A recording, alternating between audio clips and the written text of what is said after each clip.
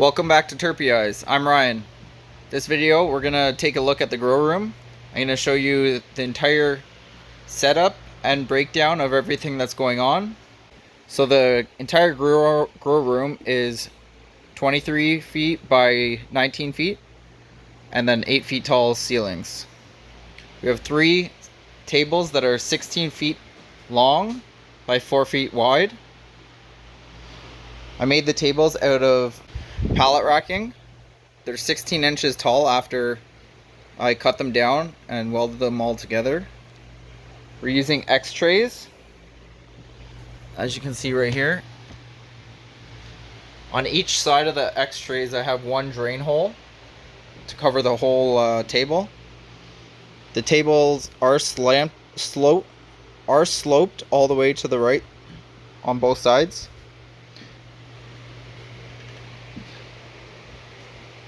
The walls are covered in diamond mylar from VivoSun. The walls are insulated fully with batt insulation and gray foam insulation, I think totaling R20 altogether. There are 4 16-inch oscillating fans on the walls, one on each wall.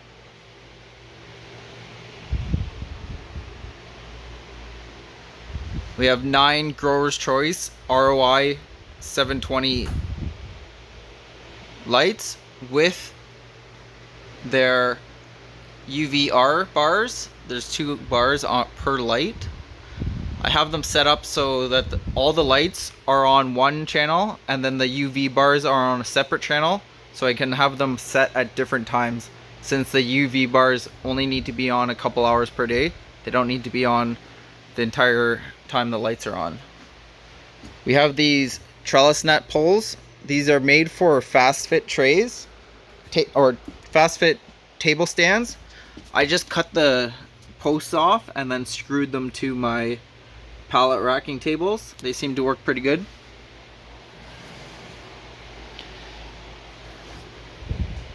So I guess I'll show you how my drain setups are set up for under the tables. We just have a 3/4 inch poly pipe under each table,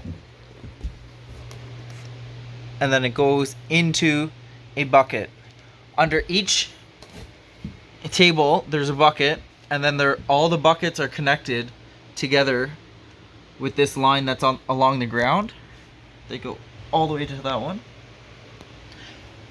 But above, under each table, the 2 trays are connected, and then they flow into the next bucket. A little bit more on my lighting. I have all the Growers Choice ROI E720 lights wired up to 2 40-volt plugs. That way the amperage is way less than compared to 120 watt plugs or 120 volt plugs. Since this whole room runs off a 60 amp breaker panel, I needed to save as much amperage as possible, so I ran every item that can be run on 240 volt off of that. You might have seen earlier that I had down the center row a different type of light, so thankfully Growers Choice sent me 3 more lights. So now we have all the exact same lights inside this room. Very happy about that. So on our second run, we're gonna see how that does, as the other lights did have a drop in PPFD compared to the other lights. This is my air exhaust out of the room. It just goes straight up out the roof. It's 6 inches wide with an AC Infinity inline fan pushing the air out of the room, and then we have a 6-inch by 24-inch Gorilla Grow carbon filter. I just installed this after the first run. This is much bigger than the last one, so it should do a lot better. This fan is undersized for the size room that it is, but once I have the AC hooked up, this will only be used for emergencies if say the AC stops working or we have high temperatures in the room. So this is my air intake for the room. This is the horticultural mushroom nipple air intake filter. I did have a fan hooked up here, but since it's so cold outside, when the cold air came into the room, it caused a lot of condensation, which then fried the motor on that AC Infinity 6-inch fan. So I removed that and just got by for the rest of the grow without that fan. For the next round, I'm going to put the fan on the other side of the wall, which is a cold garage. So hopefully I won't have that moisture issue again, and then the fan runs fine. I'm going to maybe extend this pipe farther up into the room so it's not off in this corner with very little airflow. We'll take a quick look at the irrigation setup. The tank on the left here is our reclaimed water tank. So everything from the dehumidifiers goes into that, which is filtered through a couple filters. We'll go over that in another video. But for the bigger tank, this holds 1,100 liters or 300 gallons. You can see that they're both connected at the bottom together. The reclaimed water does tee off, and which feeds the humidifier. This is controlled by the TrollMaster, so it only goes on whenever there's low humidity. We have two manual valves, so this one's closed currently and this one is opened, so you can tell that it pulls from the irrigation or the bigger tank, which has nutrients in it, which goes over to a filter, which is right here. This is flow directional, so if you're putting one of these in, be sure to look for the arrow. It has 120 micron, I believe, filter in it. I clean that after every couple weeks. Then we have the liter pump. I did have another pump on this for last run, but I was having issues with it short cycling because it was losing pressure in the lines, which caused it to short cycle a lot and use a lot of power. So I switched to this one, and I still had the same issue. And it turns out that these Floraflex valves are garbage. After one run, both of them had worn out. I replaced both of them, and this one already leaks a tiny bit. After maybe 5 hours, the pressure slowly drops, and then this thing short cycles to raise the pressure in the lines again. But overall, I'm happy with how everything's lined, installed. We do have a hose bib right here, which connects to this long hose, so I'm able to wash all the tables with the reclaimed water or anything like that. Use this to drain the tanks outside. I do have a gauge right there to tell me what the pressure is in the lines. So once these two valves are closed, all the lines right here up until the pump are pressurized to 60 psi. That way, if this valve opens, the pressure drops, which in turn turns on the pump, because the pump turns on once the pressure is below 20 psi.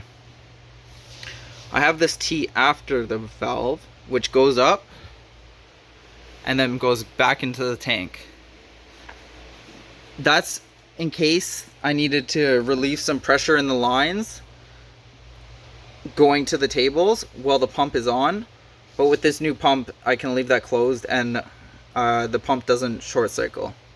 I do have another filter here before it goes to the table, which hopefully the two filters catch everything so it doesn't clog up my drip emitters on the table, which we'll be looking at shortly. This line that goes up with this other valve goes directly back into the tank. I have that valve set up so it turns on for 3 minutes at the end of every hour. So at say it's 7 p.m. or it's coming up to 7 p.m., at 6:57, that valve opens until 7 o'clock. And then usually at 7 o'clock, my tables would be turning on for, say, 3 to 5 minutes, or whatever the irrigation schedule is at. I do have the Blue Lab pH controller, which right now it has pH up attached to it. This does controlling, so I just set the pH level to it, and then it'll feed the tank right through here with this little line to whatever it needs inside the tank. The line down, which goes all the way to the end, up, across the wall, and then drops down to every table. I have a manual valve here, that way if one table is empty, I can shut it off and no water leaks out of there. Then I have it teed off to make pretty much a big loop around the table. These pieces are all from Floraflex. These are half-gallon per hour drip emitters with 2 ends on it. So one emitter goes to one plant. And then the stake just goes into the growing medium, which I'm using 1 gallon cocoa bags from Floraflex also. I found that these bags are very uneven with the amount of cocoa in them. So it's very hard to keep them perfectly watered evenly across the entire room. But as long as you stay on top of it, the plants are happy. At the end of the table, we have a pressure gauge. That way we know that each table is on, or the pressure is even across all 3 tables. And then right here, this is an air relief valve. So all the air in the lines, once the water is turned on, the air gets pushed up to here. There's a little ball in there. And as soon as the ball hits the top, a small amount of the water comes out, but then it's shut off. So no more water or air, or air comes out of that area. This is my control board area. Don't mind all the water wiring. I haven't fully finished everything just yet. So right now we have the the Aqua X from Trollmaster. This controls everything from my irrigation system. As you can see, it tells me the EC reading, the temperature of the water, and the pH of the water. It gives me alarms, and as well as controls my valves, which is controlled by this board up here. This can control up to 6 different valve parameters. You can double up the valves if you want to.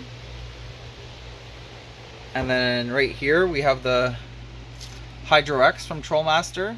As you can see, it covers temperature, humidity, and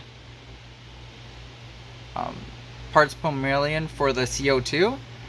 Since I've been in here talking and working all day, the CO2 levels are very high. Usually they're around 3 to 400 parts per million from the fresh air from outside.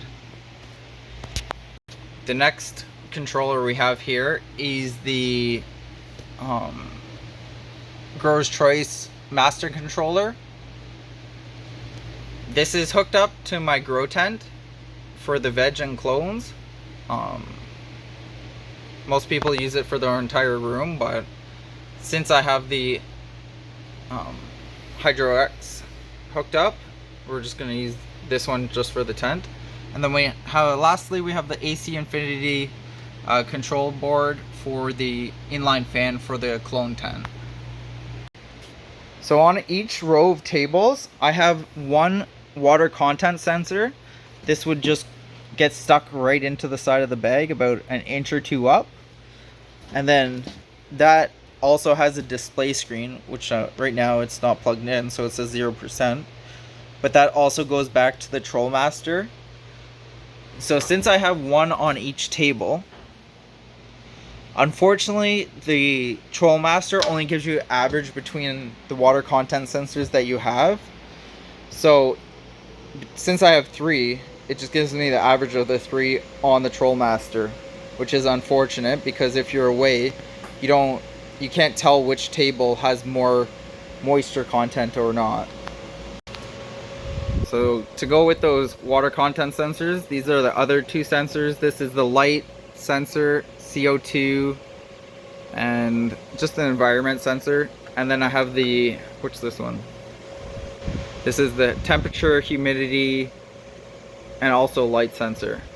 So between those two, it tells me all the environment that I need to know in the room. It also calculates BPD, so your plants are staying in a happy environment. I also have this, let me grab it, Pulse Pro. This is a backup that I use more than the Trollmaster to rely on, as this gives me power outage notifications much faster than the Trollmaster. They also have the Pulse 1, which doesn't have the CO2. This is the Pro, which gives me CO2 levels as well. Last Trollmaster sensor that I have here is the smoke detector. Just in case anything happens, it's better to have this than not. So that's just hanging right at the front of the room. Here's the Trollmaster Hydro X humidity controller. I don't have it mounted on the wall currently, just because the wires going into the back just need to be mounted a little differently. But I have both my Quest 165 dehumidifier units connected to this one controller. This is the Quest 165. It removes 165 pints per day, which is 24 hours. In the room, I did have a problem earlier when I only was running one of these units without an AC system, so it was fresh air. So when the lights would go off and there was no air getting exchanged in and out of the room, the humidity would spike and the single 165 unit would not keep up. So I got a second one, which resolved that issue while being a fresh air system. So at the time I'm making this video, I was in the middle of a grow cycle. So I was able to install this 2-ton Senville AC mini split unit. I still need to install the drain system for it, but it's all connected and up and running. So the last thing to do is just connecting that one little hose that's sticking out the side you can see, and then we're up and running. And we're going to try and add CO2 to the next run and see how the room does. So under the tables, I have this same setup. It's a AC Infinity inline fan with a carbon filter. On the two outer tables, I have 6-inch inline fans and carbon filters. And on the middle table, I have an 8-inch fan and carbon filter pointing the opposite direction. Therefore, under the tables or the lower parts of the entire room, there's complete air circulation always going, along with helping to reduce the smell of the plants inside the room. That way, if any air does get outside the room, there is no smell at all outside, so nobody can tell that there's a grow room in here. Just want to mention that in the video description below, there are discount codes to all the brands that have been included in this grow room, along with links for all the products that I've used. You can also check out my website, which is terpyhighs.com, for a full list of equipment that I used on my channel. Don't forget, if you're enjoying this video so far, to hit that like button. It goes a really long way in supporting the channel and helping us grow. Let's take a quick look at the clone tent setup. We're using the Spider Farmer 2.5 by 4.5 grow tent with 2 easy cloners, which is the 128 site size, and we're using the Grower's Choice ROI 200. So this is using a wire rack system inside the tent, so we can have a stackable clone tent or cloning area. We have a 6-inch clip fan, one on the bottom and one on the top for air circulation inside the tent, just on low setting. And then above, for air circulation in and out of the tent, we're using the AC Infinity 6-inch cloudline fan, which has the thermostat on it, so that's controlling all the temperature and humidity inside the tent, and just blows straight back into the room and keeping the air circulated throughout. We do use the Secret Jardin air intake baffle at the bottom.